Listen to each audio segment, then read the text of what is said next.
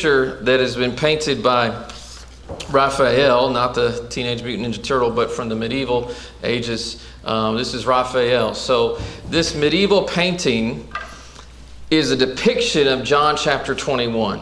And I just wanted to make a quick point, maybe an icebreaker, get you talking for a minute here. What is wrong when you look at this picture and you consider John chapter 21? A lot of you probably read John chapter 21, I hope, before you came here, if you knew that's what we were studying. What would be wrong with this picture in contrast to what the text says, what we know? There should only be 7 people. Okay, there's one thing. If you count how many apostles are in this picture, there's actually 11. So it's almost kind of like he subtracted Judas. But when you read John chapter 21, where Jesus is there on the seashore, and after they do their fishing, there's actually only 7 there. What else? Okay. I don't know if Jesus did the whole one-shoulder tunic thing or not, so that could be questionable. Yeah. So I wasn't expecting that one, but yeah. You don't think there were sheep? I don't know. There's nothing said about sheep, but he does say, tend my sheep. And of course, that wasn't literal. Maybe having sheep there helped Raphael pass the message along. There's actually an Italian background. If you can kind of see the background, some of the buildings, they're built like Italian structures, which makes sense for Raphael, but it doesn't really make sense for the time period and the architecture that would have been present when Jesus was actually having this conversation. I guess the other thing, speaking of clothing, I wasn't thinking about Jesus' clothing, but all of the apostles are in full ecclesiastical garments. And do you think while they're out fishing on a boat, pulling nets in, that that's what they were wearing while they were doing that? Nah, I would probably venture to say no. But despite this error-prone depiction, beautiful painting, just historically and biblically inaccurate in a lot of ways.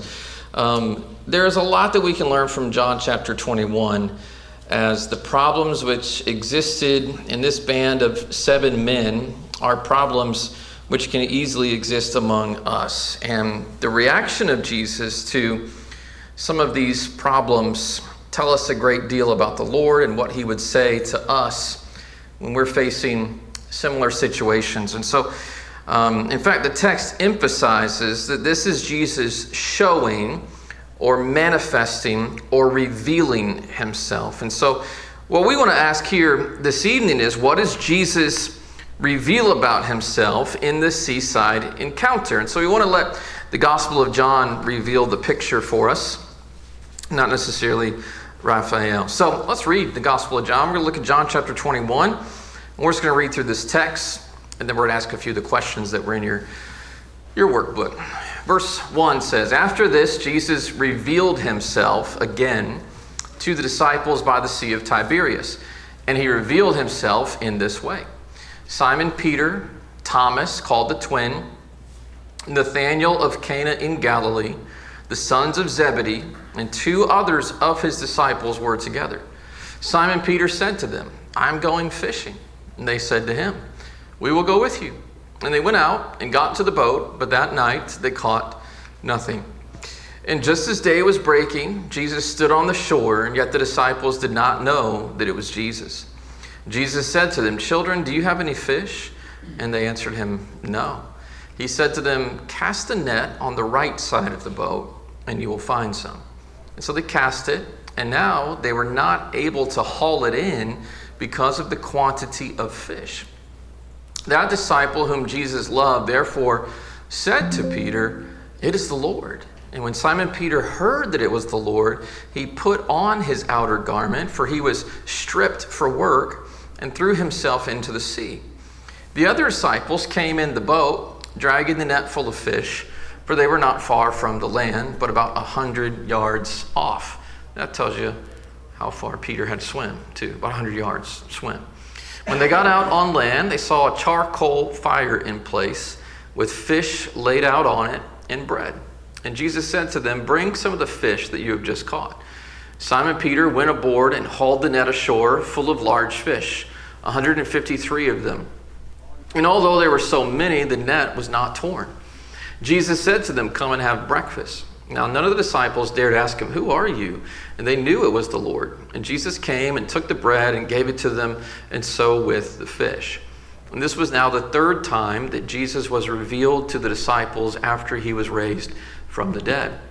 And when they had finished breakfast, Jesus said to Simon Peter, "Simon, son of John, do you love me more than these?" He said to him, "Yes, Lord, you know that I love you." He said to him, "Feed my lambs." He said to him a second time, "Simon, son of John, do you love me?" He said to him, "Yes, Lord, you know that I love you." He said to him, "Tend my sheep." He said to him the third time, "Simon, son of John, do you love me?" And Peter was grieved because he said to him the third time, "Do you love me?" And he said to him, "Lord, you know everything. You know that I love you." And Jesus said to him, "Feed my sheep. Truly, truly, I say to you, when you were young, you used to dress yourself and walk wherever you wanted. But when you are old, you will stretch out your hands, and another will dress you, carry you where you do not want to go." And this he said to show by what kind of death he was to glorify God. And after saying this, he said to him, "Follow me." And Peter turned and saw the disciple whom Jesus loved following them, the one who also had leaned back against him during the supper and had said, "Lord, who is it that's going to betray you?" And when Peter saw him, he said to Jesus, "Lord, what about this man?"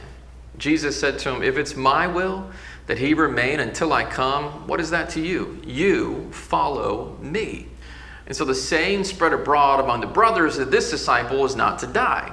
Yet Jesus did not say to him that he was not to die, but if it was my will that he remain until I come, what is that to you? And this is the disciple who is bearing witness about these things and who has written these things.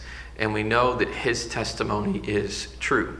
Now, there are also many other things that Jesus did. Were every one of them to be written, I suppose that the world itself could not contain the books that would be written.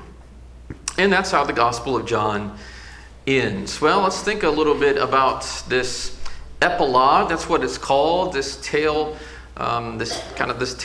end story that finishes off the Gospel of John for us. Is often called the epilogue. And Merrill Tenney says this in his commentary. He says, "The purpose of the epilogue is to show how belief, which the disciples had achieved, should be applied. The witness of the risen Lord to his followers had been completed, and they were ready to undertake the responsibilities of discipleship. And consequently, the last chapter of the gospel opens the door to the future and shows how belief should be translated into terms of daily activity." And that's why we've titled our lesson, Active Faith. What Jesus is encouraging with Peter, and using Peter as an example, though the other 6 are there as well, he's encouraging him to live out his faith. And just fishing over on the sea is not living out the faith and fulfilling the mission that Jesus had for Peter and the apostles.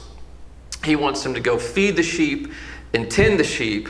That's his job. And that means he's going to have to give up some of his recreation, even his employment, depending on which perspective you take on why he's fishing. All right, so let's take a look at the questions here. First question is this. John makes note of an additional resurrection appearance of Jesus after the events described in John 21. That would be this that we just read. Where does Jesus appear here? Where are they? Sea of Galilee, also called the Sea of Tiberias. In this text, we're really referring to the same thing, whether it's called the Sea of Galilee or Lake Gennesaret or the Sea of Tiberias. It's the same body of water. This is some map work that maybe helps us understand where he's at. But if you look at the number, hold on. Oh, there we go. Did I do it? I did it. All right. So he's appeared to the disciples. Luke chapter 24 talks about that. He's appeared to Thomas. We talked about that last week from John chapter 20. Jesus is headed up to the Sea of Galilee or the Sea of Tiberias, and that would be here. So he's taken quite a journey going from Jerusalem, which is where he would have been resurrected, and somehow he makes his way up here to Galilee, but the Sea of Galilee is where they are now, on the northern side of that shore, most likely.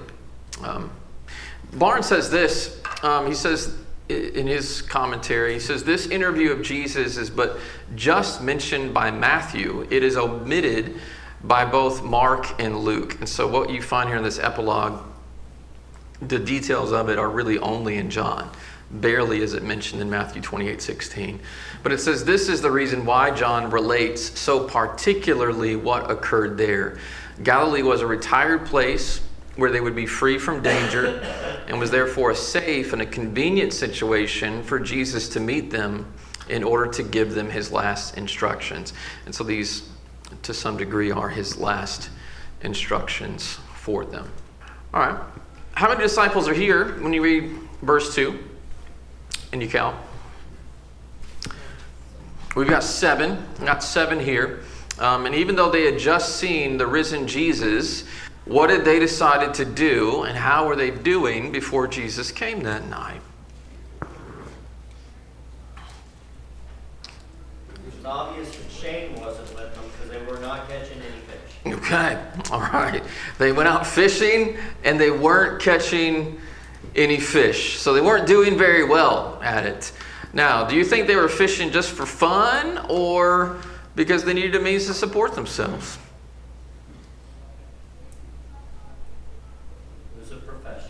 It was a profession for Peter, James, John, perhaps a couple of them that we don't really know their profession, but maybe they're there working because they need a way to support themselves. How were they being supported, by the way, when they were with Jesus?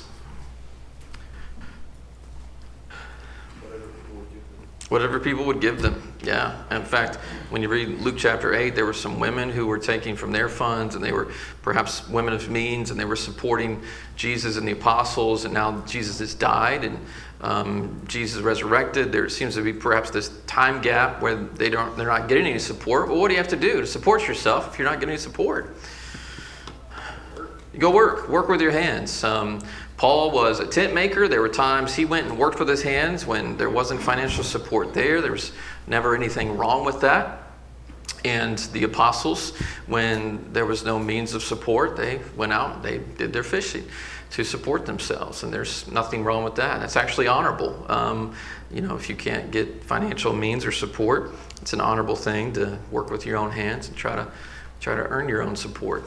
So how does Jesus change their situation here, though? Their means of support is fishing, and they're not catching any fish, so it's not going very well right now. So Jesus gives them a little bonus. How do things? Cast your net on the other side, he says, and they do that, and they count the fish. There's 153, so they actually count how many fish they catch after they throw that net on the other side, and that way they have some solid evidence behind their fishing story here.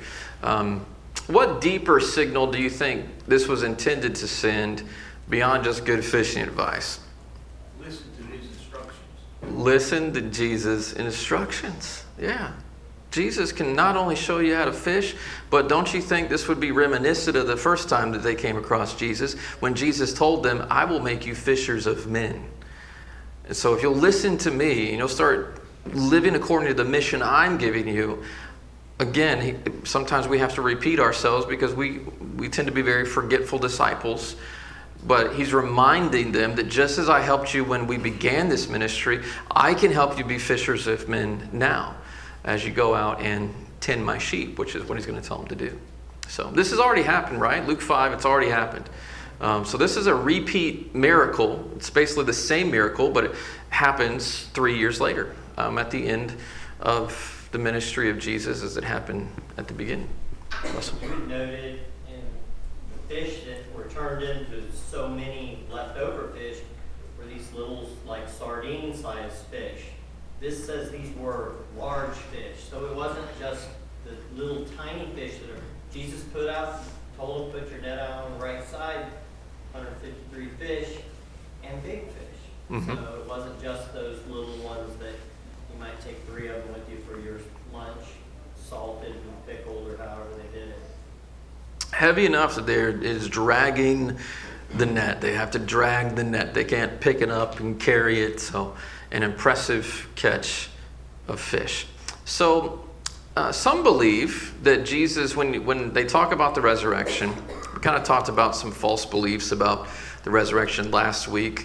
And another false belief would be that Jesus was a ghost, or they were just hallucinating this. There are some people that kind of make an intricate argument that the apostles were so traumatized, almost like a PTSD sort of experience, that they all hallucinated Jesus into existence and imagined Jesus' existence. How does John 21, 12 through 14 disprove that idea as we consider his resurrection appearance in this instance? They ate breakfast together. They're eating breakfast together. Literally eating food. They are eating food. This is a real experience around a real fire next to a real sea. So they're having conversations, but also eating with Jesus. And he's eating to demonstrate that he is still flesh and blood. Well, 7 of them wouldn't have the same hallucination. Right. At that time, so they're all. Right. Psychologically speaking, 7 people don't hallucinate the same thing at the same time either. Who refers to this again in Acts chapter 10 and verse 41? You see, turn to that reference.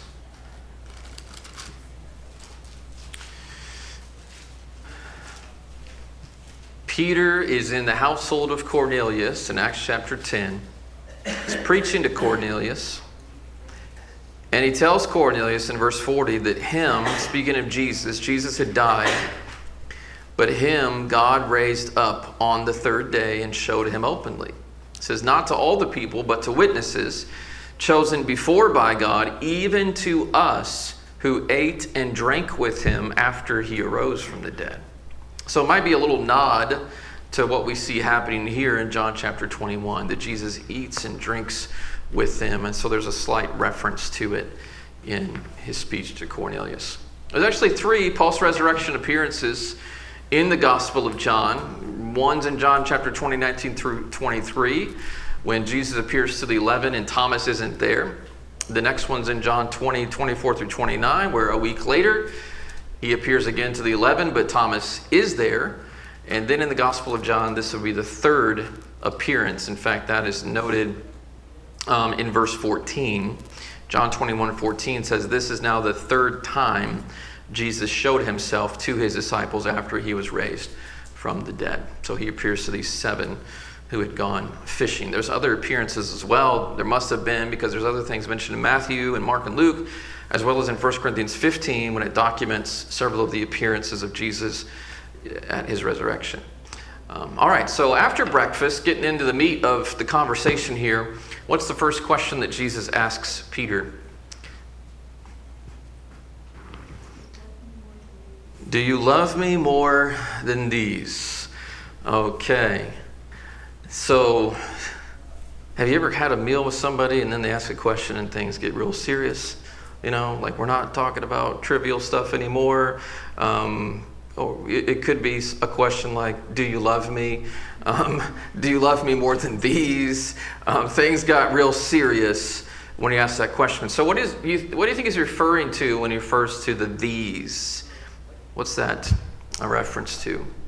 His profession, or his, or Okay. the other apostles. Okay. Some people say it could be his profession. Do you love me more than your job, Peter? Because you're out here fishing to make money, but I have a greater job for you. Do you love me more than these fish? You know, you're really happy about these 153 fish, but is serving me more important to you than catching these 153 fish? Or do you love me more than these apostles? I definitely think that's got a lot of credibility to it as well, because what had Peter claimed before the death, burial, resurrection of Jesus? Yeah. Peter, one of the last things he had ever said to Jesus in the last conversation is, I don't care if everyone else forsakes you. I'm not going to forsake you. And yet, Peter forsook him, and Peter denied him 3 times. And so Jesus may be asking, okay, let's go back to what you told me before I got betrayed into the hands of sinners and mistreated very heavily. And let me just ask you, do you still say that you love me more than these? And I could imagine that Peter perhaps hung his head a little bit there. It's kind of like, well, yeah, of course I do. And Jesus is like, but you left me alone, right? And you're out here on a boat, and you're out here fishing, and you're not doing my will. So Jesus asked this question 3 times, challenging him if he truly loves him. So what can we learn from this question? What are some of the lessons we can learn? How can we apply it? Don't think too much of your faith or yourself. Okay. Perhaps Peter was a little bit overconfident in himself, and let's not be too overconfident. All of us are capable of falling. And so perhaps Peter has been a bit humbled by this. Perhaps the trials have strengthened Peter. Now he knows what he's in for. And next time, maybe he's going to be bolder because he has failed, and he's going to be stronger the next time around than he was the first time. Okay? I think this question should motivate us to think about what are we really doing with our lives.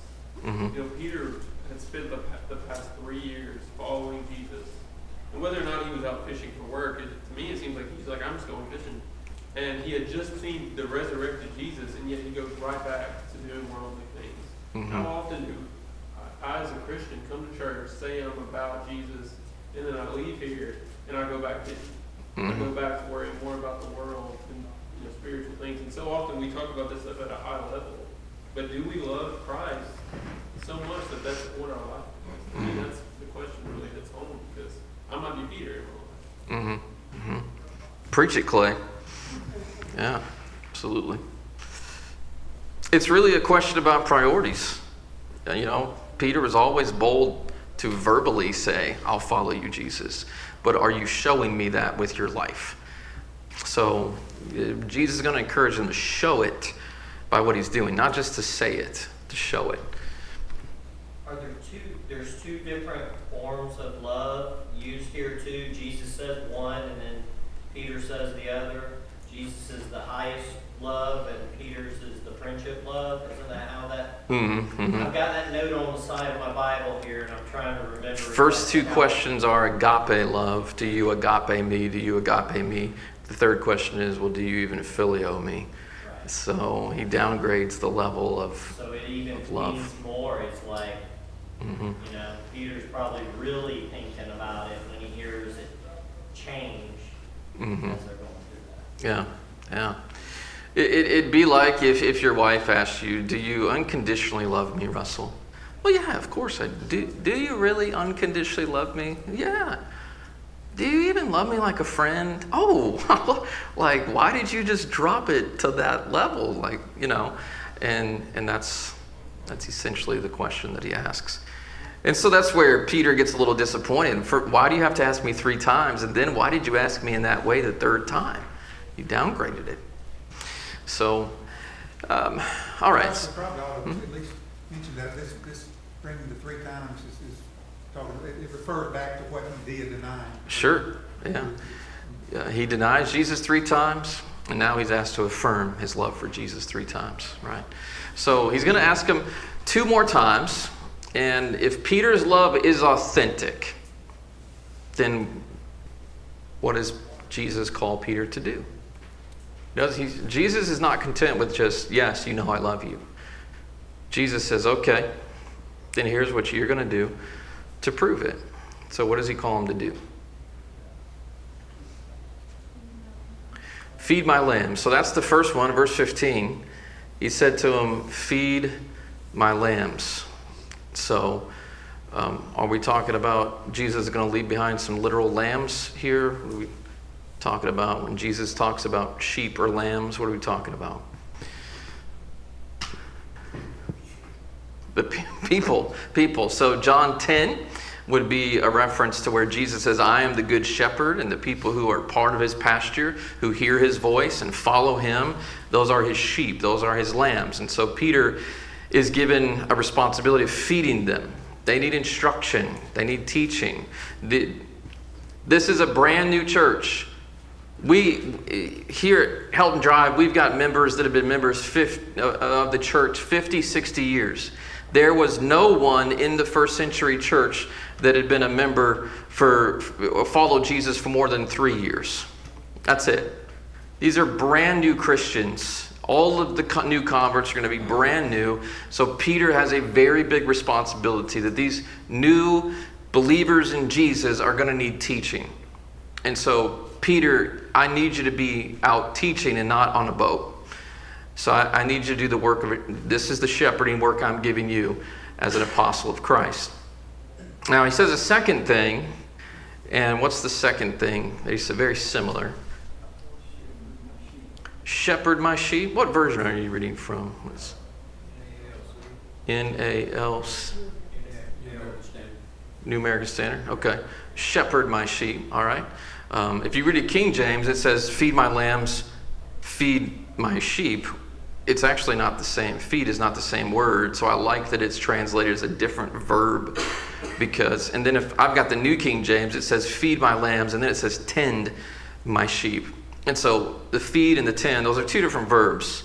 So we're still talking about the same group of people, but one suggests the feeding and the instruction, one suggests the tending, the corralling, the protective attitude that he needs to have towards the sheep, governing them, overseeing them. Those are going to be some of his roles with the sheep. That's what Barnes writes. He kind of breaks down the two words in this quote I'm going to show you. He says the word here rendered feed means the care afforded by furnishing nutriment, that's a strange word. I would just say nutrients for the flock.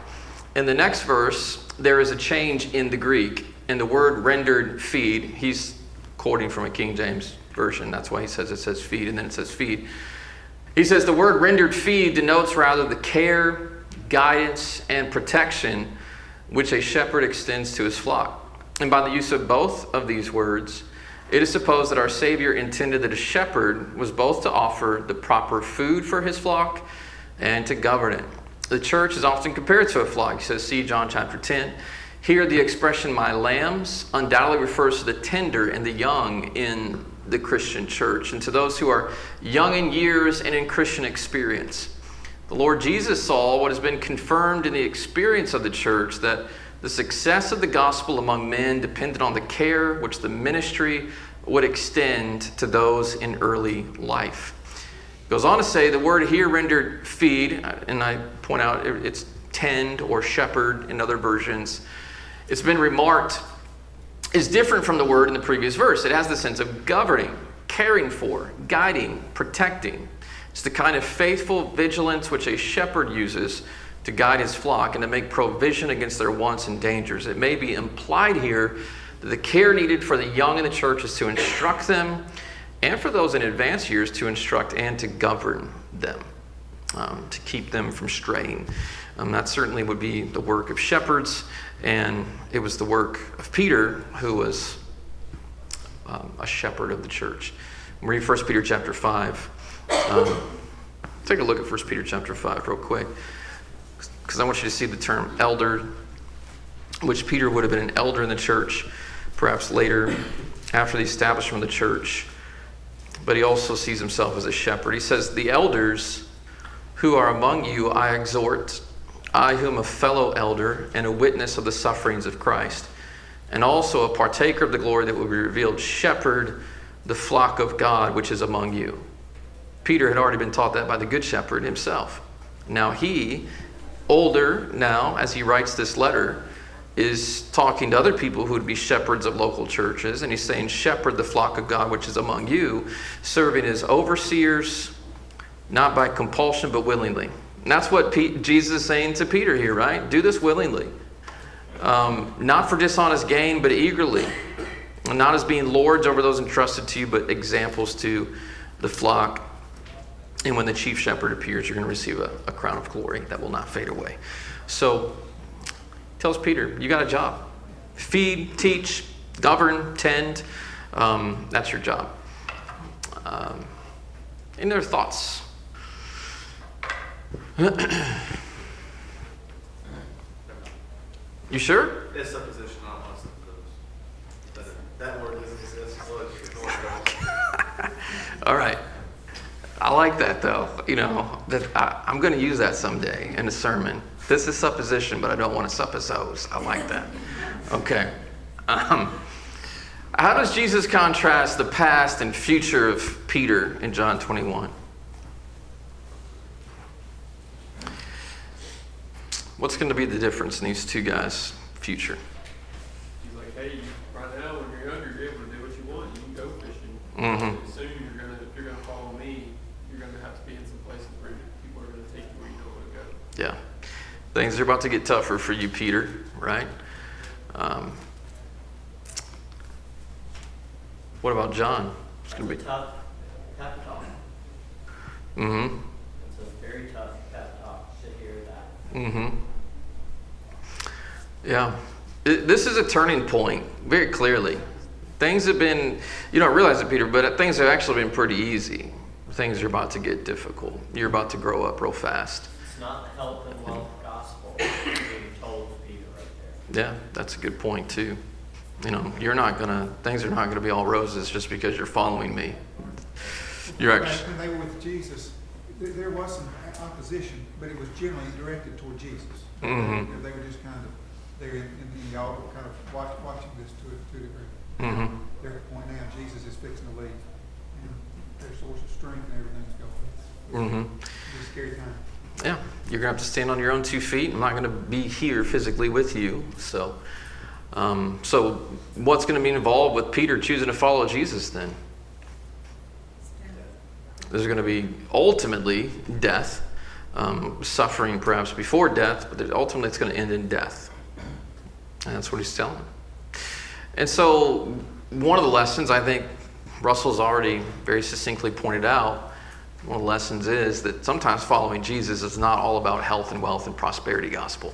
Sometimes you're going to have to take hard stands and it's going to be difficult and you're not going to be liked for certain things that we might teach or preach to follow and serve Jesus.